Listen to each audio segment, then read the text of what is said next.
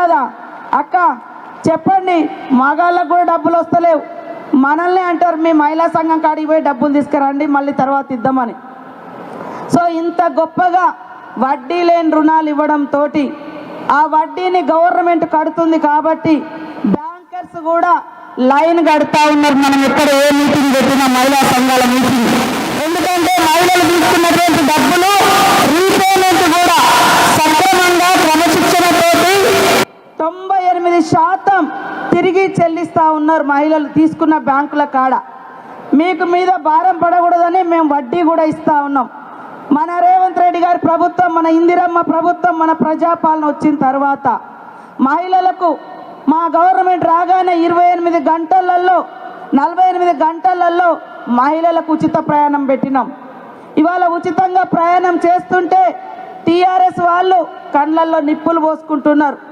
ఆడోళ్ళందరూ కలిసి ఉండరు, కొట్లాడుకుంటారు, చిక్కలు పట్టుకొని తన్నుకుంటారని దొంగ వీడియోలు తయారు చేయించి ఆడవాళ్ళని కించపరిచే విధంగా ఆడవాళ్ళు ఒక దగ్గర ఉండరు అనేటువంటి ఒక ఫ్యూడల్ నానుడు ఏదైతుందో దాన్ని ముందుకు తీసుకొచ్చి వాళ్ళ ఆడవాళ్ళని ఇన్సల్ట్ చేస్తున్నారు. మీరు అందరు కూడా గమనించాలి.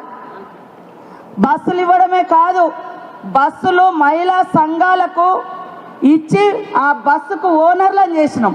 ప్రతి నెల ఇదే మన ఆర్టీసీ శాఖ మంత్రులు పొన్నమన్న గారి ఆధ్వర్యంలో ఉచితంగా బస్సు పెట్టడంతో పాటు ఆ బస్సుకు ఓనర్లను కూడా మహిళా సంఘాలను చేస్తే ఒక్కొక్క నెలకు మండల సమైక్యకు 70,000 రూపాయలు వస్తున్నాయి ఆదాయం. మొన్న నేను, ముఖ్యమంత్రి గారు, మా సిఓ దివ్య దేవరాజన్ గారు నారాయణపేట పోయినాం. ఆడ దేశంలో మొట్టమొదటిసారి పెట్రోల్ బంకులు ఓపెన్ చేసినాం.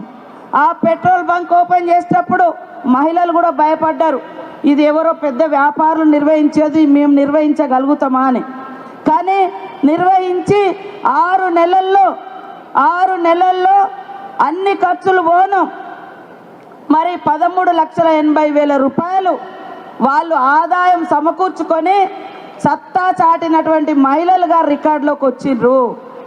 అదేవిధంగా ఇవాళ హైదరాబాద్లో కూడా 35 క్యాంటీన్లు నడుపుతున్నారు మన మహిళా సంఘాల వాళ్ళు. సెక్రటేరియట్లో ఇందిరా మహిళా శక్తి క్యాంటీన్ నడుపుతున్నారు. మన గవర్నమెంట్ వచ్చిన తర్వాత మహిళలకు కుట్టు మిషన్లు కానీ 63 ఫుడ్ ప్రాసెసింగ్ సెంటర్లు ఇలా అనేకం హైదరాబాద్ నగర బోర్డున కూడా ఇవ్వడం జరిగింది. మహిళలందరూ కోటీశ్వర్లు కావాలి, 1 కోటి మంది మహిళలు సంఘాలలో ఉండాలని మరి సీఎం రేవంత్ రెడ్డి గారు లక్ష్యంగా పెట్టుకొని ప్రోత్సహిస్తున్నారు. మన గవర్నమెంట్ వచ్చి రాగానే గ్రామాలలో అమ్మ ఆదర్శ పాఠశాలల పనులు మీకే ఇచ్చారు. గతంలో కుట్టు మిషన్ వచ్చినటువంటి వాళ్ళు ఎవరో దళారీ దగ్గర పని చేస్తే వాళ్ళు 20-30 రూపాయలు ఇచ్చేది. కానీ ఈరోజు స్కూల్ యూనిఫామ్స్ కావచ్చు, అంగన్వాడీ సెంటర్లలో ఇచ్చే యూనిఫామ్స్ కావచ్చు, మహిళా సంఘాలకే ఇస్తే ప్రతి సంవత్సరం 30 కోట్ల రూపాయలు కుట్టుగూలి కింద మహిళా సంఘాలకు ఆదాయం వస్తుంది. గ్రామీణ ప్రాంతాలలో ధాన్యం కొనుగోలు చేసే పని ఎవరో చేసేది వేరే వాళ్ళు. కానీ ఈరోజు మహిళా సంఘాలకు ఇస్తే ఒక్కొక్కరు కోటి అంటే ఒక్కొక్క సెంటర్లలో ఒక్కొక్క జిల్లా సమైక్యలలో మరి కోట్ల రూపాయల ఆదాయం వస్తుంది. అంటే ఇదంతా చేసేది మహిళా అభివృద్ధి కోసం. ఇవాళ బీఆర్ఎస్ నాయకులు పాపం ఉచిత బస్సు పెడితే వాళ్ళకి నచ్చుతలేదు. పేదోని ఇంట్లో కరెంటు ఉచితంగా ఇస్తున్నాం 200 యూనిట్లు, అది కూడా వాళ్ళ ఇళ్లలో చీకటైనట్టుగా ఫీల్ అవుతూ ఉన్నారు.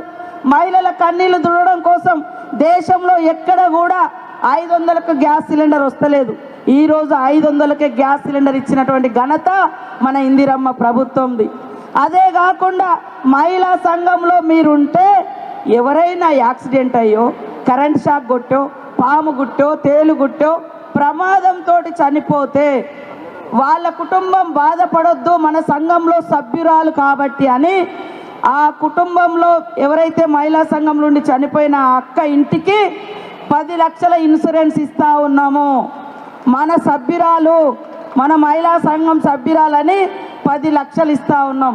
పోయిన సంవత్సరం మన గవర్నమెంట్ వచ్చిన తర్వాత లెక్క చేసినాం, 2024 నుంచి 25 వరకు లెక్క చేస్తే మరి 410 మంది చనిపోతే 400 కోట్ల రూపాయలకు 40 కోట్లకు పైగా మనం వాళ్ళ ఇళ్ళకు ఇన్సూరెన్స్ డబ్బులు ఇచ్చినాం. గతంలో మీరు లోన్ తీసుకొని ఏమైనా చనిపోయి ఉంటే వాళ్ళకు కూడా ఏమీ లేదు, సాధారణ జ్వరంతోటో లేదా వేరే కారణాలతో చనిపోతే ఆమె లోన్ తీసుకొని చనిపోయింది. మరి వాళ్ళే కుటుంబంలో బాధతో ఉంటారు. అలాంటి